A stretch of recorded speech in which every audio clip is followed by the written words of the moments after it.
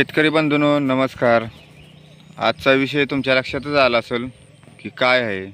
हे तर आपलं भाताचं पीक आहे आणि ह्या भाताच्या पिकाला आज 10 दिवसापूर्वी आपण बेवळ्यानंतरनं खताची मात्रा दिलेली होती। त्याच्यानंतरनं एक फवारणी केलेली।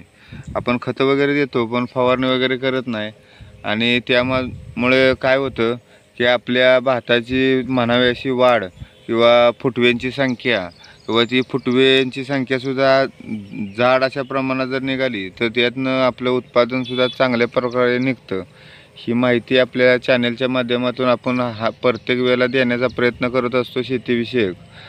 पण बरेच शेतकरी काय करतात पाहतात आणि विषय सोडून देतात। त्याचं स्वतः आपण त्याचा काहीतरी बोध घेतला पाहिजे असे कुठलीही गोष्ट करत नाहीत। आणि दुसरी गोष्ट अशी आहे की व्हिडिओ पाहतात आणि चॅनलला काही सबस्क्राईब करत नाहीत। आपण बऱ्याच वेळा सांगत असतो की चॅनलला सबस्क्राईब करा म्हणजे नवनवीन येणाऱ्या जी माहिती आहे ती तुमच्यापर्यंत पोहोचवण्यासाठी आपण प्रयत्न करत असतो। काय होतं की चॅनलला सबस्क्राईब केलं नाही तर एखादी माहिती आपल्याला माहीत नाही पण आपल्यापर्यंत ती पोचत नाही। तर सर्वप्रथम आपल्या चॅनलला सबस्क्राईब करा, ऑलचं बटन दाबा आणि एक अति महत्त्वाची एक माहिती आपण तुमच्यापर्यंत पोहोचवणार आहे। तर आपण काय करतो आपल्या कुठल्याही क्षेत्रात गांडूळ आहेत असं समजतो आणि ती गांडूळ नसून एक विषारी असं कीड आहे। तर आपल्या भातातसुद्धा अशा प्रकारे आहेत। तुम्ही तुमच्या क्षेत्रात आहे का नाही बघा।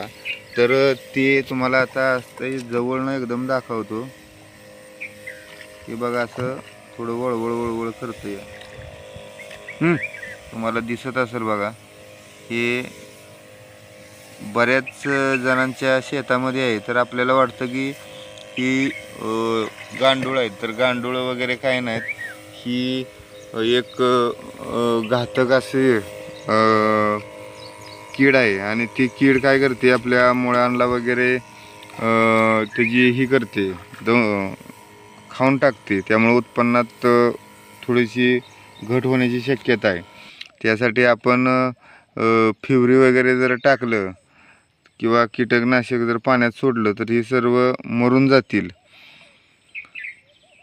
गोगलगायीचं पण प्रमाण बऱ्यापैकी आहे। गोगलगायसुद्धा बऱ्याच पिकांना त्रास देते। यासाठी आपण कीटकनाशक एखादं हलकं बुरशीनाशक थोडं मिक्स करून जर टाकलं तर ही पण